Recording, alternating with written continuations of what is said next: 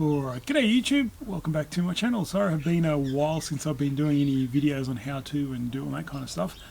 I've been preoccupied with our exhibition at the club, and that's all done and dusted now. We had an absolutely magnificent show and exhibition and sale. It was unbelievable. It really was. I think everyone couldn't wait for a show, and everyone turned up and everyone spent up and bought lots of stuff, and it was a great show. And I put up videos of the sales area and the exhibition on my channel. If you haven't seen them, go have a look. It's really the show is quite exceptional. We had a lot of positive comments on it. It's a crazy amount of comments. All people were loving it. They couldn't believe how good the show was. People who turned up, best show in Australia, best show in Victoria. That wasn't my words, but a lot of people who were in the know thought it was brilliant. So I'm very happy with that. Great result, great team effort. It was a whole club effort. Everyone helped out, pitched in, everyone, put up trees, put in trees, displayed them, helped out, volunteered, so thank you to everyone. And anyway, that leads me on to my next topic is assessing, well, I called it assessing stock or assessing bonsai material. What do you do when you get something and you want to actually look at it, and what are you going to do in the terms of the next steps? And these I've got 3 acquired pieces of material that I want to show you today, and of course they're Shimpaku junipers. What else would it be? So I was lucky enough to pick up a couple of these trees at the show, and I wanted to show you what I do and how I go about thinking what I'm going to do with this tree. Now this tree has had some styling before. You can see it's got some styling already. It's quite nice. It's got a lot of movement. It's quite bushy. It's got some nice big gin there. It's quite natural looking. It's quite nice. It's got a nice bit of shari down here as well, wherever it is along this side. So this has had a bit of work done, and I believe it was work done by Bjorn when he was here maybe a couple of years ago, or some time ago. So now it's been semi-styled, which is great. Now I look for, I actually go in and now look what I'm going to do to make this tree better. For one thing, it's all the beautiful movement of the trunk, the gin's all hidden by a huge amount of foliage, right? So when I get a tree, I'm always, especially Shimpakus, I'm always thinking, what am I going to get rid of? What's not going to work with the tree? And by getting rid of, what's my secret of creating lots of Shimpaku? Air layering. So I'm planning now to what I'm going to air layer off this tree, can be coming in August when it comes up. That's our time here in Melbourne. August is when I air lay Shimpakus, and I take them off and they're ready in November, December. So now I'll go through and work out what I'm going to do, where am I going to look at. This tree is it's pretty obvious for me that this in here is somewhere in the front. It's got a nice trunk, nice shari, but it's all hidden by this foliage. So I start to look and see what I can see in this tree. Now I do see there's a really big deadwood bit there, and then there's a really heavy back branch here. Let me try and get a better angle on that. There's this really heavy back branch here. Can you see all that foliage there? It's sitting on this back branch at the back here. Now if you have a look, I'll come in nice and close, and if you have a look at that little tree, if I put an air layer here, hang on, let me try. Put an air layer here, I've got this amount of foliage to create something. I've got a nice gin already, so wow. That's almost a nice little piece of a tree already. So I'll put an air layer there. So I'll start to look at, okay, that's definitely one spot I'm going to have to put an air layer and get rid of this tree, because this is the back of a tree at the moment, and look how far out it is. Look at that. That's crazy. It's really far at the back, so it's never going to be used. I'm always going to make a smaller tree.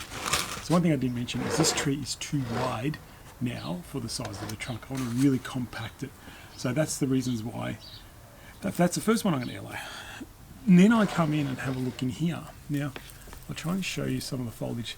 Now, there's actually probably can't see this. I'm going to get a better angle. There's actually two branches in here which make the bottom. Now, there's no point having 2 of them. If you have 2 of them, they're going to be actually too much and too big. So really, I'm trying to figure out what I'm going to use. So if I look at the front, am I going to use, that's the front, am I going to use this first one here to create I think I'm going to have obviously some sort of little mini with compact foliage and nice and tight. Just something here very small and very very cute, showing off the deadwood on the side. The trees in here are nice and small. I've got a tree very similar, kind of little righty looking tree, but this is going to be a bit fatter. Sorry I'm talking so fast because I'm so excited. But now I'll work out which one of these 2 branches am I going to try and get rid of. Now this is the tricky part, because the one, that's the one at the front, and there's this one at the back. The one at the back is heavier than the one at the front, but the heavier one can probably give me more compactness because it's at the back. You're just bringing it around, so it makes it more compact. But it's too big. It's too leggy, and it's a lot of foliage that is not right. So that's the other decision. So really, got an air layer there. I'll have to air layer one of these branches off and create a new tree. Doesn't matter which one. And then we've got the top, which is nice and compact already. It's had a lot of work, and that's pretty much not going to be touched. So really, this tree, I'll be taking 2 air layers off it. That's what I see at the moment. And that's the first thing I'll do with this tree. I don't touch it. I feed it now. I still feed it over winter a little bit because we've got a really mild climate here in Melbourne. And I find a lot of Shimpakus do a bit of movement, do work. Do grow a little bit. Even though they go purple, which they normally do, purpley brown. It's just the colour they get when they get frost. But that's 2 things. So there's 2 air layers I'll be taking off this tree. Really, it's going to be an awesome tree. This is going to be a show tree in a couple of years. Really, I think it's got all the classic markings of a great tree. Foliage is nice and compact, and it will be a good tree. All right. So that's what I'm saying. That's what I mean by going around assessing what I'm going to do with the tree. It's good to have a look at it. I've got a decision to make. Do I keep the smaller front one or use the bigger back one? Still haven't decided, but that's an easy decision. I'll probably keep the smaller one because the smaller ones are easy to manoeuvre and look more natural. The bigger one, take that off and do something with it. Once I decide that, I haven't decided yet, but I might even get some wire on these branches and give them a bit of movement. They're a bit straight. So that's that one done because I've talked too long. Alright, try something a bit different with the background so you can see the trees better. I think it's coming up pretty nice, so might have to use this black background more often these days. So this is the other Shimpaku that I was showing you, the tall one. Now, pretty much it's a pretty good piece of stock because the foliage is quite nice and I think it's quite compact. It's a good piece of material. The tree isn't anything spectacular. It's got a big, huge bend curve. It's not going to be the best ideal. I like small, contorted, really twisted up trees, but we can get there, but give it time. First thing I saw is there's a nice big gap in here. You can probably see it.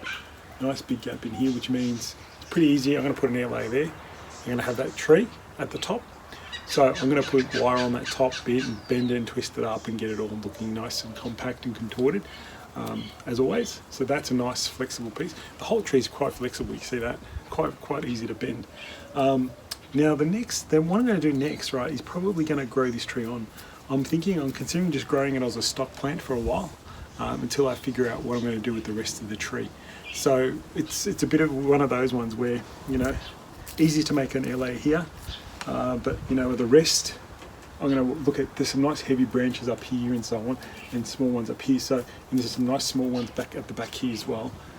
If I let them grow on, you don't know what can happen. You can have a totally different tree, and it could be different and exciting and interesting, and so on. But I probably will, after I've laid that down, I probably will try and bend it right down. And see if I can create some sort of shapes and some sort of twisted angles and twist it around and so on. But that's putting heavy wire and bending it and twisting it around. So that's my plan for this tree. Let these ones grow on and create more air layers and eventually have a small tree.